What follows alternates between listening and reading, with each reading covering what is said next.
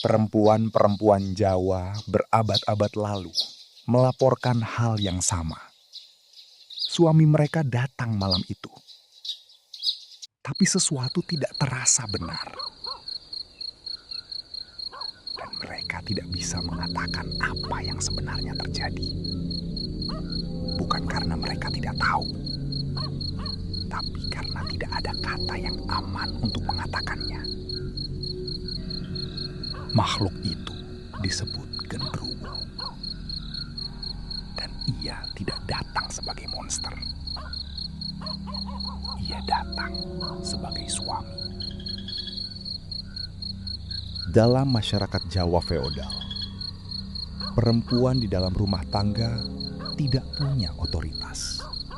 Pernikahan adalah kontrak antar keluarga, bukan antar dua individu. Suami punya hak penuh atas tubuh, waktu, dan mobilitas istri. Tidak ada tempat mengadu, tidak ada yang melindungi. Dan di dalam struktur itu, kekerasan bisa terjadi di balik pintu yang sama, tempat cinta seharusnya tinggal. Genderuwo lahir dari sakit, bukan dari imajinasi kosong, tapi dari satu pertanyaan yang sangat nyata. Bagaimana caranya berbicara tentang sesuatu yang tidak boleh dibicarakan?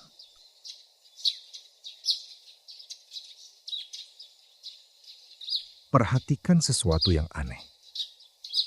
Hantu-hantu paling berbahaya di seluruh dunia hampir selalu jelas, besar, asing, menakutkan. Tapi genderuwo tidak. Kekuatannya bukan pada penampilannya. Kekuatannya adalah ia tidak terlihat berbeda. Dalam psikologi, ada istilah untuk ini. Kekerasan yang datang dari dalam hubungan yang seharusnya paling aman.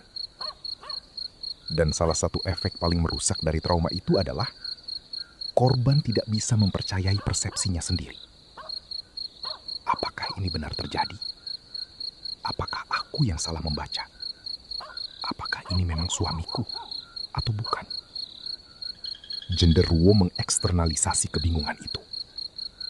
Ia memberi nama pada sesuatu yang tidak bisa diberi nama secara langsung. Bahwa seseorang yang kamu cintai bisa menjadi sesuatu yang tidak kamu kenali.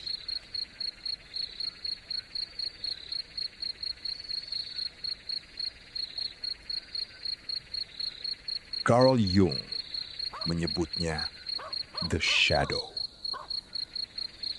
Bukan sekedar sisi gelap, tapi semua bagian dari diri yang kita anggap tidak layak untuk diakui. Genderuwo adalah shadow kolektif itu. Semua yang sudah diketahui komunitas, tapi tidak boleh diucapkan, tentang kekuatan maskulin di dalam rumah tangga.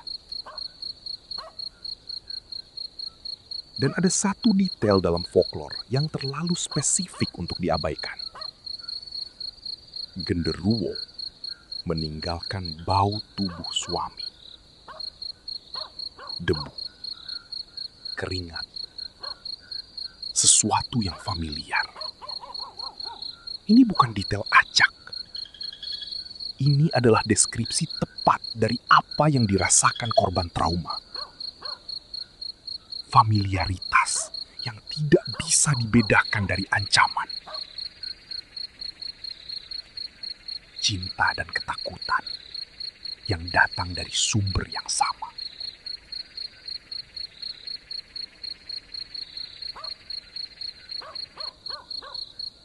Sekarang, lapisan yang paling dalam. Ketika tidak ada kata yang aman, tidak ada forum, tidak ada institusi. Mitos adalah satu-satunya bahasa yang tersedia. Genderuwo merasuki suamiku semalam. Bukan cerita tentang hantu, Dalam analisis budaya, kalimat itu artinya suamiku melakukan sesuatu yang tidak manusiawi dan aku tidak punya cara lain untuk mengatakannya. Mitos melindungi pembicara karena kamu tidak menuduh suami. Kamu hanya menceritakan apa yang dilakukan genderuwo.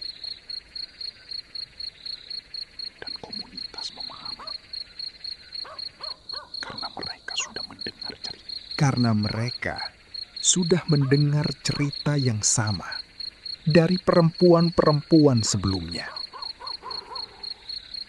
Genderuwo bukan hantu satu orang. Ia adalah arsip kolektif dari semua yang tidak bisa dikatakan.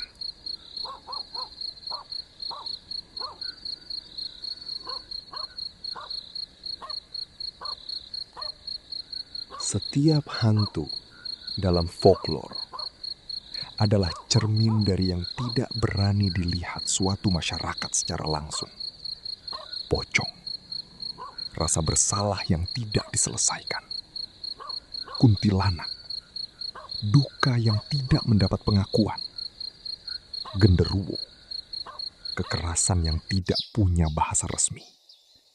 Mereka bertahan berabad-abad, bukan karena masyarakat percaya supranatural, tapi karena masyarakat butuh wadah untuk menyimpan apa yang tidak bisa disimpan di tempat lain.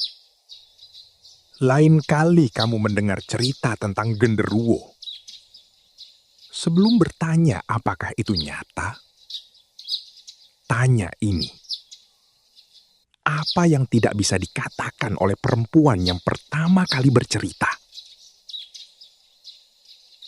Dan apakah kita sudah memberi ruang agar cerita seperti itu tidak perlu lagi disembunyikan dalam bahasa hantu?